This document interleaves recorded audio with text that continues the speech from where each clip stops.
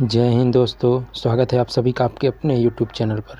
आज हम लोग बात करेंगे SSC GD के द्वारा जो है पूछे गए 20 फरवरी के फर्स्ट शिफ्ट में पूछे गए मैथ के क्वेश्चन को देखने वाले हैं। तो उससे पहले एक बात और दोस्तों, जिन्होंने भी चैनल को सब्सक्राइब और लाइक नहीं किया है और लाइक सब्सक्राइब कर लीजिएगा ताकि इसी प्रकार के वीडियो बनाने में हमको और ज़्यादा मोटिवेशन मिल सके। अपने फ्रेंड के साथ शेयर भी कर सकते हैं जो जिसके लिए यह आवश्यकता हो सकती है। तो चलिए वीडियो को स्टार्ट करते हैं। देखिए क्वेश्चन पहला आया है। पहला क्वेश्चन आया था, एक क्रिकेट में 7 पुरुष हैं और उनका जो है दिया गया है आयु इतना इस प्रकार है, तो उनकी औसत आयु बतानी है। तो देखिए औसत निकालने के लिए पहले आप लोग जो ये दिया गया है ना, इसकी ऐसी संख्या मान लीजिए इसके बीच में लाई करे। आप लोग इसे कुछ भी मान सकते हैं, मान लीजिए कि 24, 25 कुछ भी है। तो देखिए हम मान रहे 24 है, ठीक है। तो देखिए 24 से 24 मान ले इसका औसत है, ठीक है। तो देखिए इनका औसत 24 है मान लिए। तो देखिए 26 जो है 24 से 2 प्लस हुआ है तो प्लस लिखेंगे। और देखिए फिर ये 24 से +1 हुआ है तो +1 करेंगे। फिर इसके बाद 21 मतलब -4 हुआ है तो -4 करेंगे।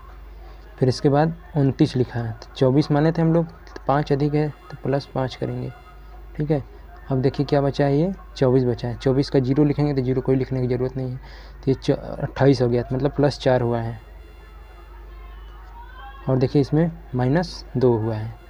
इसको सॉल्व करेंगे तो देखिए -2 से -2 ख़त्म हो जाएगा, ये 5 हो जाएगा। देखिए 4 5 9 हो जाएगा, 9 1 10। 10 में से हम लोग 4 घटाएंगे तो 6 बचेगा, मतलब प्लस में 6। और देखिए ये संख्या कितने हैं, 1 2 3 4 5 6 है, मतलब 6 से भाग देंगे तो +1 जो हम माने हैं +1 ही उसमें ऐड कर देंगे तो हमारा आंसर हो जाएगा। तो हम लोग 24 माने थे, उसमें 25 आ जाएगा, तो option number second third correct हो जाएगा। इस प्रकार से आप सॉल्व करेंगे तो आसानी से सबसे सरल तरीके से कर सकते हैं, सबसे कम समय में। दोस्तों ये ट्रिक है, याद रखिएगा आप सभी लोग। चलिए अगला क्वेश्चन देखते हैं। देखिए दिया गया एक कुर्सी के अंकित मूल्य इतना रुपया है और 20% और X% की 2 क्रमिक छूट के बाद इतना रुपये में बेची जाती है, तो X का मान बताना है। देखिए आप लोग को कुर्सी का अंकित मूल्य 2000 रुपये दिया गया है, ठीक है। 2000 रुपये दिया गया है। X% और 20% और X% की 2 क्रमिक छूट के बाद इतने रुपये में बेची जाती है। तो देखिए पहले 20% का छूट का मतलब क्या होता है, 20/100। 20/100 मतलब 1/5। 1/5 मतलब 5 कोई सामान था तो वो 4 में बेचा, 20% का छूट ये हुआ। और टोटल कितना दिया गया है आपको, एक छूट हमको X वाला नहीं पता है क्या है, ये X वाला है मान लीजिए यहाँ पर। और लास्ट में कितना दिया गया है, 2000 से हो जा रहा है हमारा 1400। 2 0 काट देंगे यहाँ पर, ये हम लोग का 10 बार में जाएगा और ये 7 बार में जाएगा, तो मतलब ये 10 7। अब देखेंगे तिरछे गुणा करेंगे, इसका इसमें 7 में गुणा करेंगे तो क्या हो जाएगा, 5 का ये वाले 7 में गुणा करेंगे तो 5 7 35 यहाँ लिखेंगे। और इसके बाद ये वाला 4 का गुणा हम लोग 10 में करेंगे तो 40 हो जाएगा, तो 40 यहाँ लिखेंगे। तब देखिए इसको काट देंगे हम लोग, तो ये 5 7 35 5 8 40, मतलब 8 से 7 7 से 8 हो गया, 7 से 8 हो गया। तो एक बढ़ा है कितने पर, 7 पर। तो देखिए इसका गुणा करके हम लोग इधर लिखेंगे तभी ना कम होगा, ये तो अधिक आ जा रहा है तो यहाँ पर इस प्रकार से नहीं होगा। तो हम लोग का 8 से 7 जाएगा, मतलब हम लोग को इधर का ये वाला गुणा करके इधर लिखना ही है, मतलब इसका इसमें गुणा करके इधर लिखना है इस बार। तो हम लोग का 35 से 40 नहीं होगा, 40 से 35 होगा। तो हम लोग का 8 से 7 होगा, तो मतलब 8 से 7 में कितना बढ़ा है, 1 बढ़ा है, कितने पर, 8 पर, गुणते 100। ये देखिए 12.5% का मान होता है, तो ऑप्शन नंबर फर्स्ट करेक्ट हो जाएगा। चलिए नेक्स्ट क्वेश्चन देखते हैं। पर दोस्तों कोई भी अगर गलती अगर नज़र आती है तो आप लोग अवश्य कमेंट करिएगा ताकि उसमें हम सुधार कर सकें। चलिए देखते हैं। देखिए अगला क्वेश्चन है, ए और बी दोनों इतने रुपए में एक घड़ी की प्रति घड़ी की दर से अपनी घड़ियां बेचती है और ए 25% का लाभ अर्जित करता है, जबकि बी 10% की हानि होती है। ए बी का क्रय मूल्यों का अनुपात बताना है। देखिए बात तो समझ में आ गई है। देखिए इतना रुपये प्रति की दर से घड़ियाँ बेचता है, मतलब बेच रहा है इतना तक तय है, मतलब दोनों समान पर बेच रहा है। और एक पर जो है इसको 25% का लाभ हो रहा है और दूसरे को 10% की हानि हो रही है। ऐसे कैसे हो सकता है? हो सकता है, क्यों नहीं हो सकता है, क्योंकि उसका क्रय मूल्य अलग अलग है। तो देखिए पहले हम लोग 25% का लाभ पर लिखा होता है। ए की बात करें, 25% का लाभ मतलब 1/4, मतलब 4 से कोई सामान है तो 5 में बेच रहा है। और बी की बात करें हम लोग, बी 10% की हानि होती है, कोई सामान 10 है तो उसको 9 में बेच रहा है ये। तो यहाँ पर आप देखेंगे ये दोनों विक्रय मूल्य दोनों को समान दिया गया है, आपको समान दिया गया है, प्रति की दर से बेचते हैं। तो मतलब इसको क्या करें कि दोनों बराबर हो जाए। तो इसमें हम लोग 9 से गुणा कर देते हैं इस वाले प्रे में, और इसमें हम लोग 5 से गुणा कर देते हैं। तो 9 5 45 हो जाएगा और ये 9 5 45, मतलब दोनों समान हो गए। तब एक भी का क्रय मूल्य का अनुपात बताना है। तो ये देखिए क्या हो जाएगा, क्रय मूल्य का अनुपात 9 चौको 36 हो जाएगा, 36 रेशियो ये 50 हो जाएगा।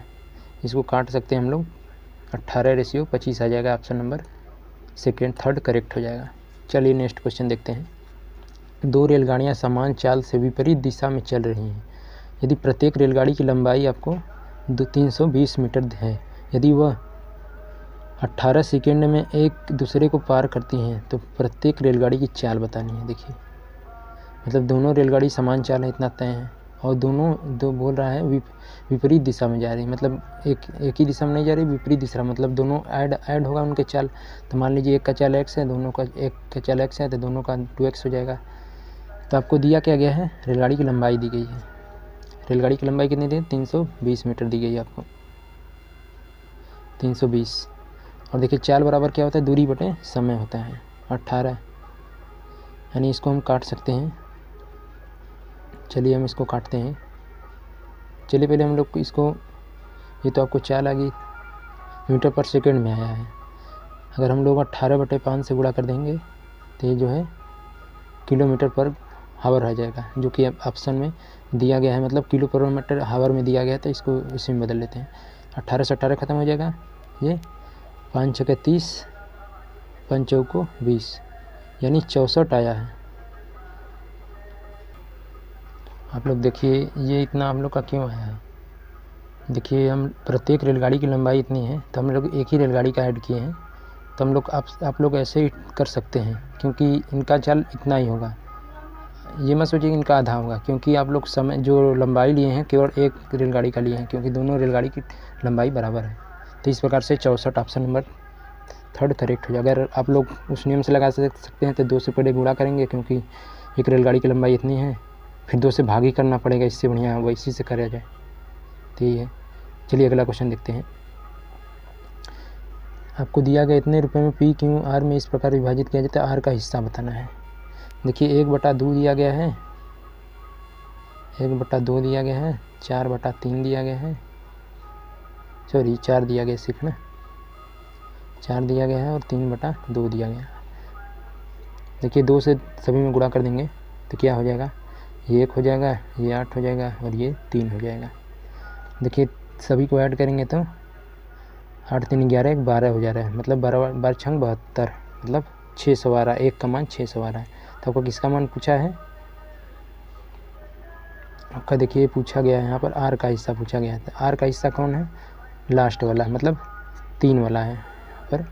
तो 36 1800 करेक्ट हो जाएगा, option number third. Next question देखते हैं। देखिए ऐसे क्वेश्चन में सिर्फ जो रेशियो दिया गया है तो हम लोग रेशियो से ही सॉल्व करेंगे, मतलब पहले में ऐड कर रहा है तो 15 हो जाएगा, अब घटा रहा है कितना हो जाएगा, 6 3 हो जाएगा, तो मतलब 5:1 करेक्ट हो जाएगा। नेक्स्ट क्वेश्चन देखते हैं। देखिए क्वेश्चन को सॉल्व करिएगा, कुछ है नहीं क्वेश्चन में। देखिए 22 हो जाएगा और ये जो है 40 हो जाएगा, 40 गुणे 22 हो जाएगा, गुणते 25 हो जाएगा। सॉल्व करेंगे तो ऑप्शन नंबर सेकेंड करेक्ट हो जाएगा। नेक्स्ट क्वेश्चन देखते हैं। देखिए यदि एक आयत की लंबाई में इतने % की वृद्धि की जाती है तो क्षेत्रफल में अपरिवर्तित करने के लिए चौड़ाई में कितने % घटानी चाहिए। तो आप लोग को पहले इसका आपको जो है 10 जो भिन्न बदलना आना चाहिए, नहीं तो आप क्वेश्चन को नहीं कर सकते। जब से नहीं बदल पाएंगे तब तक नहीं कर सकते इस क्वेश्चन को। तो आप लोग देखिए दिया गया है 14%, 14.28% का फ्रैक्शनल वैल्यू मतलब बटा 100 करके करते हैं तो भिन्न में 1/7 आता है। ठीक है, तो 1/7 आता है तो मतलब कोई इतना परसेंट की वृद्धि की जाती है, मतलब कोई समान 7 है तो 7 से 8 हो गया है, 7 से 8 हो गया। तो अपरिवर्तित करने के लिए हमको 8 से 7 करना पड़ेगा। कितने वृद्धि की जाएगी, सॉरी कितने घटाया जा रहा है, एक घटाया जा रहा है कितने पर, 8 पर, तो मतलब ये 12.5% का मान होता है। अगला क्वेश्चन देखते हैं, यदि किसी वस्तु का विक्रय मूल्य इतने रुपये और उस पर 25% की छूट दी गई तो अंकित मूल्य बताना है। देखिए 25% की छूट देने पर उसके बाद अंकित मूल्य क्या हो जाएगी, घट जाएगी।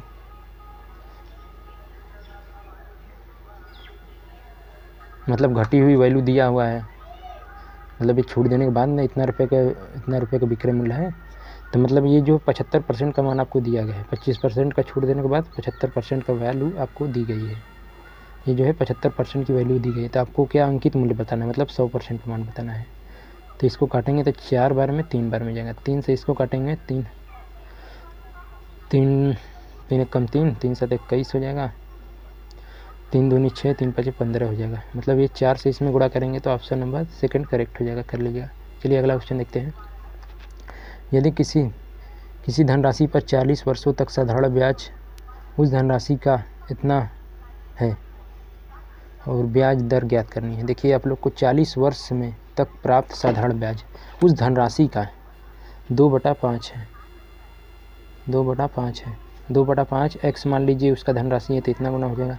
तो x इसका मूलधन है, ब्याज बराबर मूलधन गुणे दर गुणे समय 40 पर दिया गया है और बटा 100।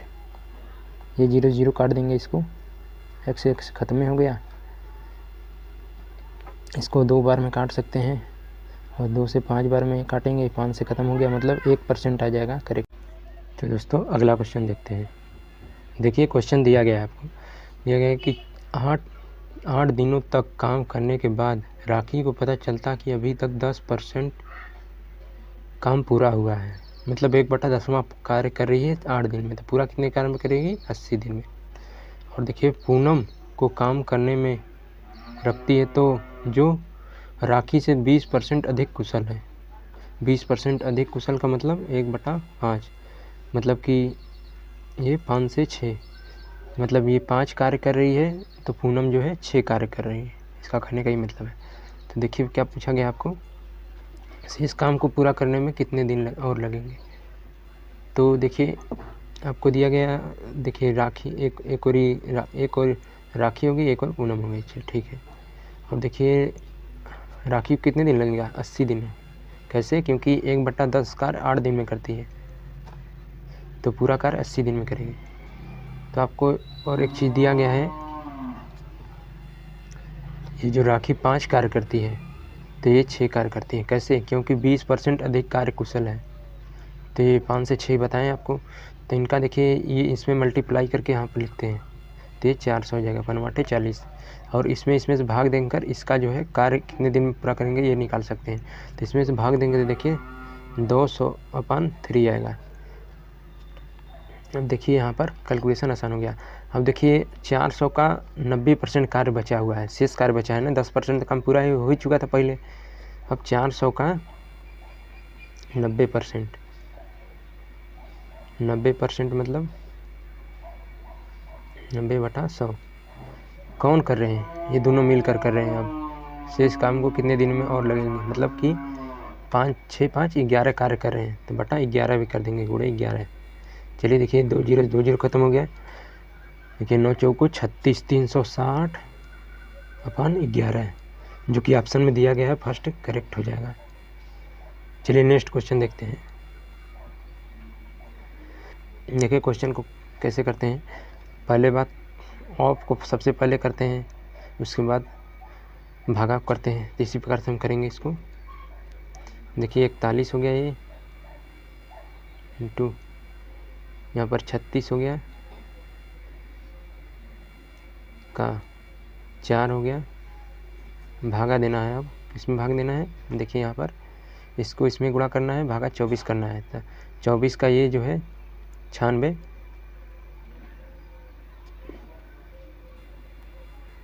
4 गुना है 24 जो है 4 गुण 24 का 4 गुना करेंगे तो 96 आ गया। तो मतलब कि 4 गुणे 8 4 गुणे 2 बराबर 8 आ जाएगा। तो बटा भाग 8 करना है।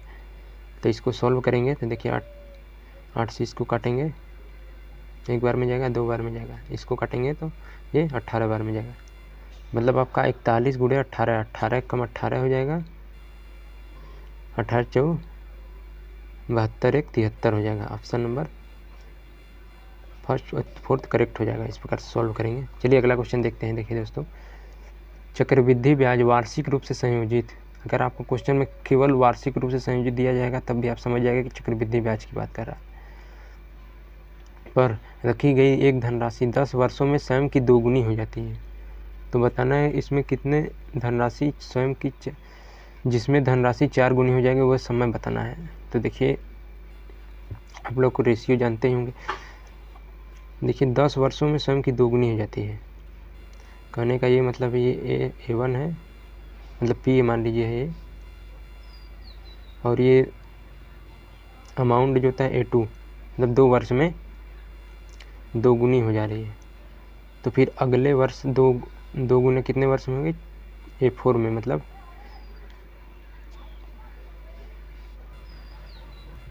सॉरी A10 है ना, ये A10 है, मतलब 10 वर्षों में स्वयं की दोगुनी हो जा रही है। तो इसी प्रकार से अगले 10 वर्ष में भी ये स्वयं की दोगुनी हो जाएगी। तो मतलब ये 20 हो जाएगा। तो ऑप्शन नंबर फर्स्ट करेक्ट हो जाएगा। चलिए अगला क्वेश्चन देखते हैं।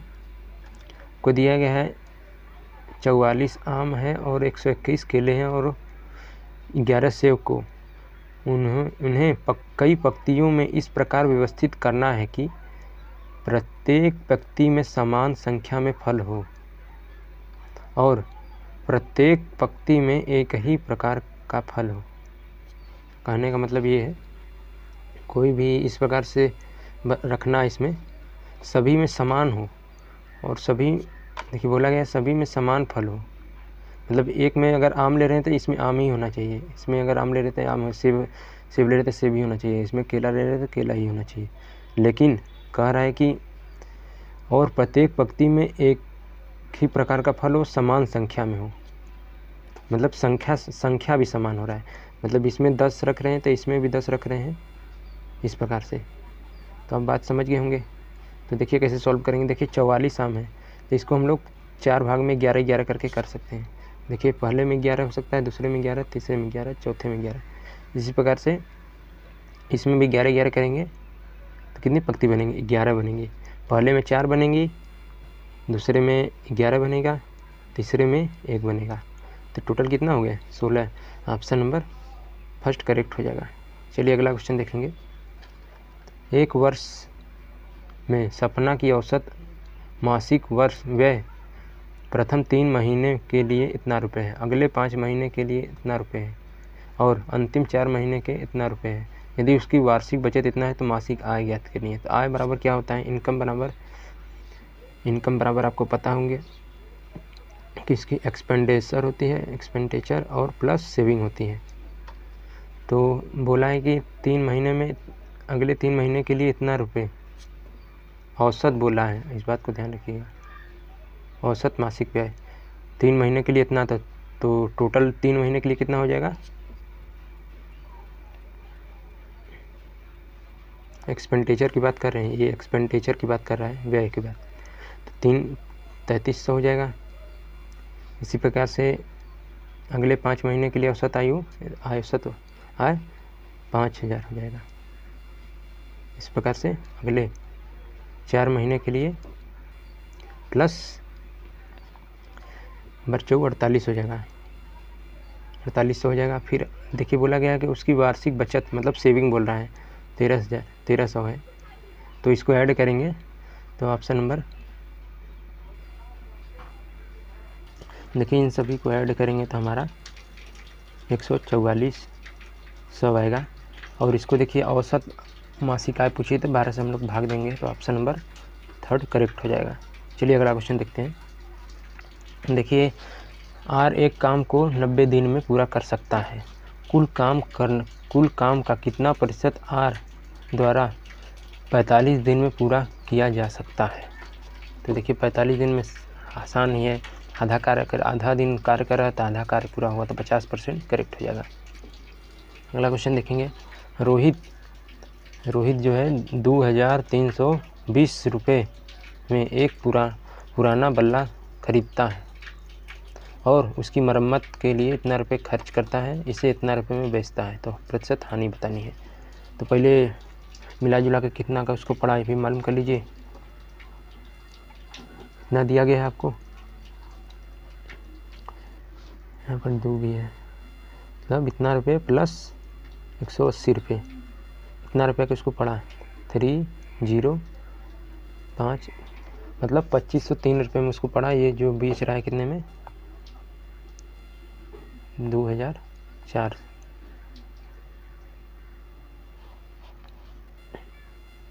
सॉरी ये 0 है ना, यहाँ पर तो हम लोग का 0 होगा। 3 2 0 प्लस 180 करेंगे तो यहाँ पर 0, यहाँ पर 0, यहाँ पर 5, यहाँ पर 2। इस प्रकार से इसको बेच रहा है 2400 में। कितने रुपये में? 100 रुपये में, मतलब हानि हुआ कितने पर, 2500 पर। तो इसको कैलकुलेट करेंगे तो ये 2 0 खत्म हो जाएगा, मतलब 4% आएगा। ऑप्शन नंबर 3 करेक्ट हो जाएगा। नेक्स्ट क्वेश्चन देखेंगे। एक विद्यार्थी ने एक परीक्षा में 75% अंक प्राप्त किए और इसे 60% अंक प्राप्त करने वाले दूसरे विद्यार्थी के अंक से 30% अधिक प्राप्त हुए। इसका कहने का मतलब ये है, एक विद्यार्थी परीक्षा में इतना % अंक प्राप्त किए और इतना % अंक प्राप्त करने वाले दूसरे विद्यार्थी से 30 अंक प्राप्त किए, अधिक प्राप्त किए। मतलब कि % का अंतर बराबर अंक का अंतर। अधिक प्राप्त किया तो उनका अंतर ही दिया गया है। तो आप लोग को 75 से 60 जो है कितना बड़ा है, आप देखेंगे तो 15 बड़ा है। 15% बराबर आपको दिया गया है 30, तो 1% बराबर हो जाएगा आपका 2। तो आपको परीक्षा का अधिकतम अंक कितना होता है, 100% होता है। तो ऑप्शन नंबर 200 हो जाएगा करेक्ट। नेक्स्ट क्वेश्चन देखेंगे। देखिए क्वेश्चन को सॉल्व करने के लिए आप पहले भागा को कैलकुलेट करेंगे तो 175 हो जाएगा हम लोग का। फिर इसके बाद मल्टीप्लाई बाई 72/24, इसको 3 बार में काट देंगे, प्लस करेंगे 5, तो कितना हो जाएगा हम लोग का, 5 3 15 हो जाएगा, 7 3 21 1 22 हो जाएगा, 3 1 3 2 5 हो जाएगा, प्लस 5 करेंगे तो 530 आ जाएगा। तो देखिए 530